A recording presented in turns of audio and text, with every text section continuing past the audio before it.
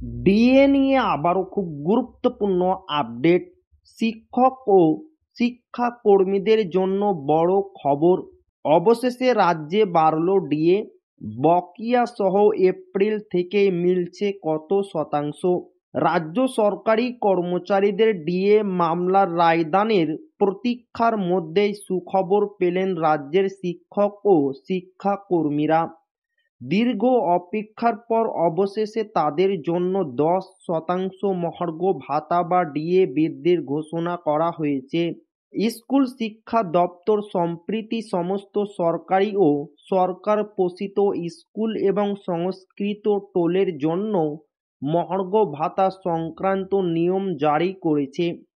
April মাস থেকে শিক্ষক ও শিক্ষাকর্মীরা 10% বর্ধিত ডিএ পেতে চলেছেন। জানা গিয়েছে এই বর্ধিত মহার্ঘ ভাতা বকেয়া সহ প্রদান করা হবে। মোট 20% ডিএ বৃদ্ধির কথা রাজ্যে ঘোষণা করলেও কবে থেকে তা কার্যকর হবে সেই দিনক্ষণ এতদিন নিশ্চিত ছিল না। রোপা 2009 অনুযায়ী বেতনভুক্ত শিক্ষক ও শিক্ষাকর্মীরা এই সুবিধা পাবেন। 10% বৃদ্ধির পর তাদের মোট ডিএ পৌঁছালো 161%। তবে এই ডিএ বৃদ্ধি নিয়ে মিশ্র প্রতিক্রিয়া দেখা গিয়েছে।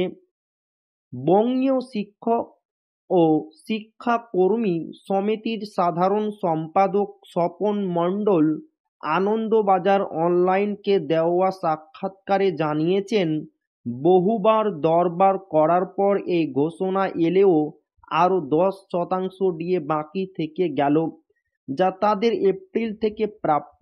তার কথায় সরকার ডিএ প্রাপ্ত স্কুলগুলির শিক্ষকদের প্রাপ্য নিয়ে সঠিক দৃষ্টিভঙ্গি দেখাচ্ছে না। তো এই ছিল ডিএ নিয়ে খুব গুরুত্বপূর্ণ আপডেট যা আপনাদের মাঝে শেয়ার করলাম। তো ভিডিওটি ভালো লাগলে অবশ্যই আপনার বন্ধুদের শেয়ার করবেন যাতে তাদের উপকার হয়।